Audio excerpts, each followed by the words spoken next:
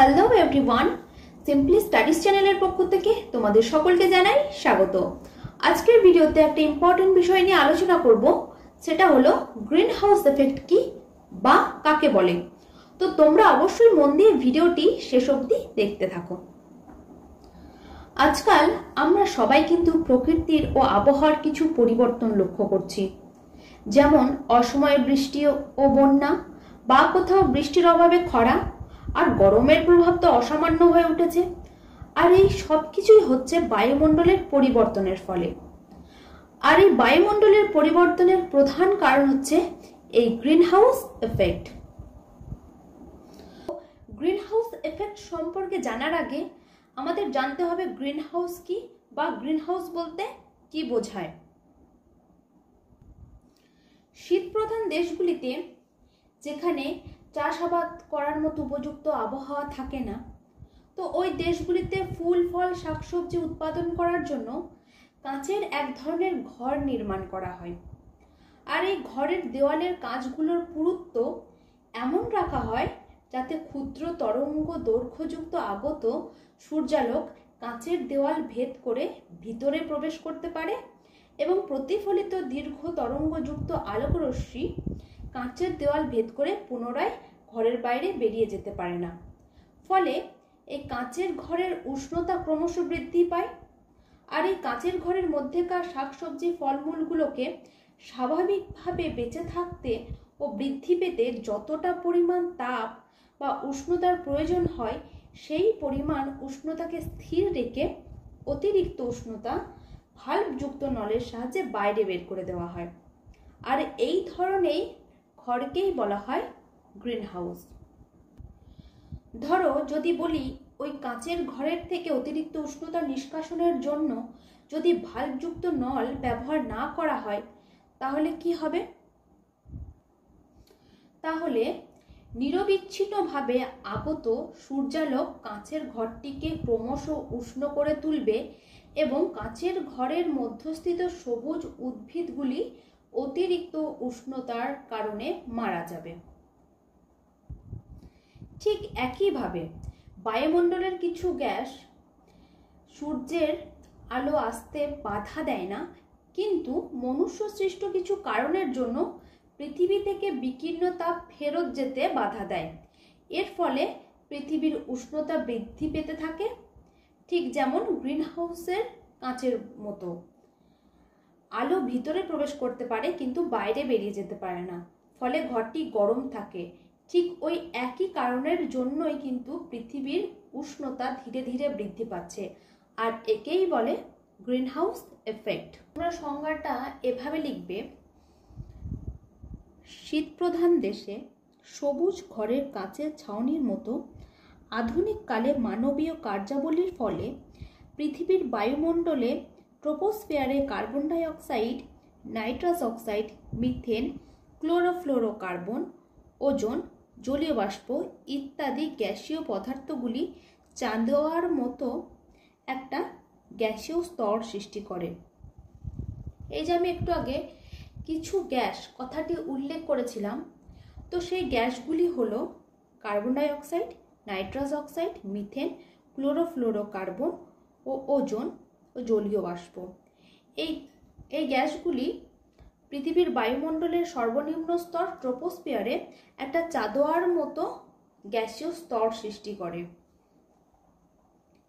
সূর্য থেকে আগত দৃশ্যমান ও ক্ষুদ্র তরঙ্গে অবলোহিত রশ্মি সহজে ওই স্তর ভেদ করে ভূপৃষ্ঠে ও নিম্ন বায়ুস্তরকে উত্তপ্ত করে, কিন্তু ভূপৃষ্ঠ থেকে দীর্ঘ তরঙ্গের তাপীয় বিকিরণের পুরোটা ওই স্তর ভেদ করে সম্পূর্ণভাবে মহাশূন্যে ফিরে যেতে পারে না।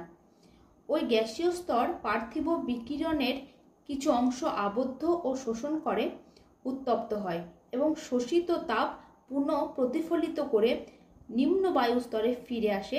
ফলে বায়ুমণ্ডলের ক্রমশ উত্তপ্ত হয়ে পৃথিবীর গড় তাপমাত্রা স্বাভাবিকের চেয়ে বৃদ্ধি পায় এবং পৃথিবীর উত্তপ্ত হয়ে পৃথিবীর উত্তাপের সমতা নষ্ট হয়। আর পৃথিবীর তাপীয় বিকিরণের শোষণ ও সংরক্ষণকারী পৃথিবীর উষ্ণতা বৃদ্ধিকারী গ্যাসগুলিকে গ্রিন হাউস গ্যাস বলে। গ্রিন হাউসের ক্ষেত্রে আমরা জানি যে ক্ষুদ্র তরঙ্গ দৈর্ঘ্যযুক্ত আগত সূর্যালোক কাঁচের দেওয়াল ভেদ করে ভিতরে প্রবেশ করে এবং প্রতিফলিত দীর্ঘ তরঙ্গযুক্ত আলোকরশ্মি কাঁচের দেওয়াল ভেদ করে পুনরায় ঘরের বাইরে যেতে পারে না। ফলে কাঁচের ঘরের উষ্ণতা ক্রমশ বৃদ্ধি পায়। আর এই কাঁচের ঘরের মধ্যেকার শাকসবজি ফল ফুলগুলোকে স্বাভাবিকভাবে বেঁচে থাকতে ও বৃদ্ধি পেতে যতটা পরিমাণ তাপ বা উষ্ণতা প্রয়োজন হয় সেই পরিমাণ উষ্ণতাকে স্থির রেখে অতিরিক্ত তাপ বা উষ্ণতা ভালভযুক্ত নলের সাহায্যে বাইরে বের করে দেওয়া হয়। স্বাভাবিক নিয়মে কি হয় যে দিনের বেলায় সূর্য থেকে যতটা তাপ পৃথিবীতে আসে ঠিক ততটাই তাপ পৃথিবী রাতের বেলায় মহাশূন্যে ফেরত পাঠায়। ফলে পৃথিবীর তাপমাত্রার ভারসাম্য বজায় থাকে। কিন্তু এক্ষেত্রে সেটা হয় না, কারণ মনুষ্য সৃষ্ট কিছু কারণের জন্য এই যে গ্যাসগুলি বললাম সেই গ্যাসগুলি পৃথিবীর বায়ুমণ্ডলের সর্বনিম্ন স্তর ট্রপোস্ফিয়ারের চাঁদোয়ার মতো একটা স্তর তৈরি করে। এর ফলে ক্ষুদ্র তরঙ্গ দৈর্ঘ্যযুক্ত সূর্যালোক পৃথিবীতে আসে, কিন্তু প্রতিফলিত দীর্ঘ তরঙ্গযুক্ত আলোকরশ্মি ওই স্তর ভেদ করে মহাশূন্যে ফিরে যেতে পারে না, ঠিক ওই সেই গ্রিন হাউসের কাঁচের দেওয়ালের মতো। তাই প্রতিফলিত দীর্ঘ তরঙ্গযুক্ত আলোকরশ্মি আবার পুনরায় পৃথিবীতে ফিরে আসে। আর এইভাবে প্রতিনিয়ত দীর্ঘ তরঙ্গযুক্ত আলোকরশ্মি পৃথিবীতে ফিরে আসার ফলে পৃথিবী উত্তপ্ত হয়। আর এই গ্যাসগুলির কারণে যেহেতু পৃথিবী উত্তপ্ত হয়, তাই এই গ্যাসগুলিকে গ্রিন হাউস গ্যাস বলে। গ্রিন হাউস এফেক্টের ক্ষেত্রে এই গ্রিন হাউস গ্যাসগুলি কতটা কি ভূমিকা পালন করে এবং এই গ্যাসগুলির উৎস কিভাবে হয় এই সম্পর্কে আমি পরের ভিডিওতে আলোচনা করব। বায়ু দূষণের ফলে গ্রিন হাউস গ্যাসগুলির বিশেষত কার্বন ডাই অক্সাইডের ঘনত্ব বৃদ্ধির ফলে পৃথিবীর গড় উষ্ণতা বৃদ্ধি ও মনুষ্য সৃষ্ট তাপীয় দূষণকে গ্রিন হাউস এফেক্ট বলে। এই গ্রিন হাউস এফেক্টের ক্ষেত্রে কার্বন ডাই অক্সাইড সবথেকে বড় ভূমিকা পালন করে। চলো তোমাদের একটা ছবির মাধ্যমে দেখাই, তাহলে হয়তো তোমরা জিনিসটা আরো ভালোভাবে বুঝতে পারবে। আমরা জানি যে সূর্য থেকে যতটা তাপ পৃথিবীতে এসে প্রতিফলিত হওয়ার পর ঠিক ততটা তাপ মহাশূন্যে ফিরে যায়। এর ফলে কি হয়? এর ফলে পৃথিবীর তাপমাত্রা বজায় থাকে। কিন্তু ছবিটিতে আমরা দেখতে পাচ্ছি যে সূর্য থেকে ক্ষুদ্র তরঙ্গযুক্ত আলোকরশ্মি পৃথিবীতে প্রবেশ করছে এবং পৃথিবীতে প্রবেশ করার পর প্রতিফলিত হওয়ার পর যখন বৃহৎ তরঙ্গরশ্মি ওই গ্রিন হাউস দ্বারা গঠিত পৃথিবীর বায়ুমণ্ডলের যে চাঁদোয়ার মতো একটা স্তর তৈরি করেছে, সেই স্তরকে ভেদ করে আর মহাশূন্যে ফিরে যেতে পারছে না। ফলে কি হচ্ছে? ফলে আবার সেই বৃহৎ তরঙ্গযুক্ত রশ্মি আবার পুনরায় পৃথিবীতে ফিরে আসছে। আর এরূপ প্রতিনিয়ত হওয়ার ফলে কি হচ্ছে যে পৃথিবীর গড় তাপমাত্রা বৃদ্ধি পাচ্ছে। আর এরূপ ঘটনাকেই বলা হয় গ্রিন হাউস এফেক্ট। এখানে তোমাদের একটা কথা মনে রাখতে হবে যে পৃথিবীর গড় তাপমাত্রা হলো 15 ডিগ্রি সেলসিয়াস।